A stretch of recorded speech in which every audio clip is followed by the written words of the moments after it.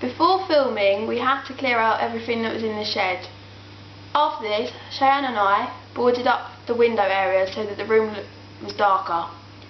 We left some gaps in the windows so that some light came through, helping to create shadows and the low-key lighting that we had hoped for. This also made the location seem run down. Some of the items in the shed were too heavy to move, and we ended up using these to create our high-angle shots.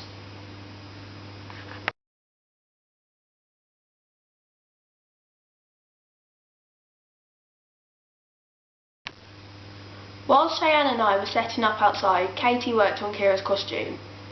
We started with a plain white t-shirt and cut holes into it.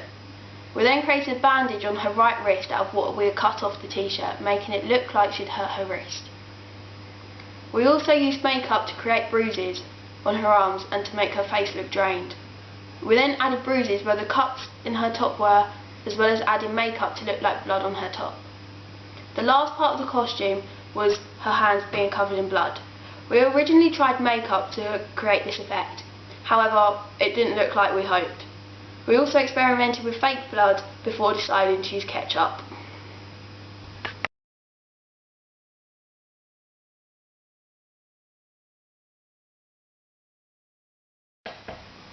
In this scene we used a high angle shot for the majority of it. We also used an over the shoulder shot to show the character's hands covered in blood. Another shot we used was an ant shot to show our character to drop to the floor and pick up the knife. At the end of the scene we also used a zoom to show the location, and this was our only exterior shot.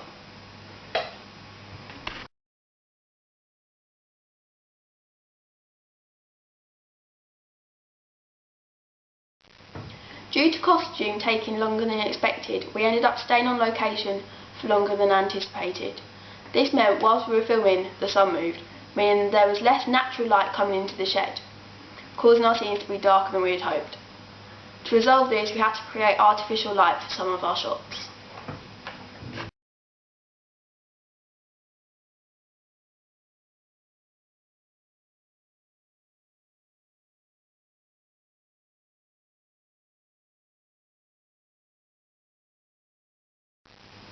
During the editing process, we decided to reduce the number of shots we would use from our original plans.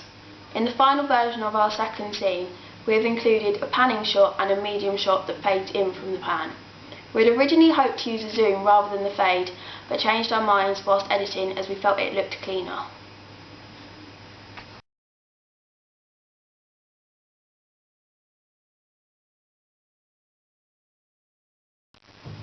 Whilst filming there weren't too many problems, however we had to refilm the different shots because we weren't happy with the consistency of the zoom or pan. Also, when the ball was kicked it often went away from camera, meaning we had to refilm this as well. The biggest problem we had was cast members falling ill and not turning up at the agreed time. However, we were able to work around this and remained positive throughout.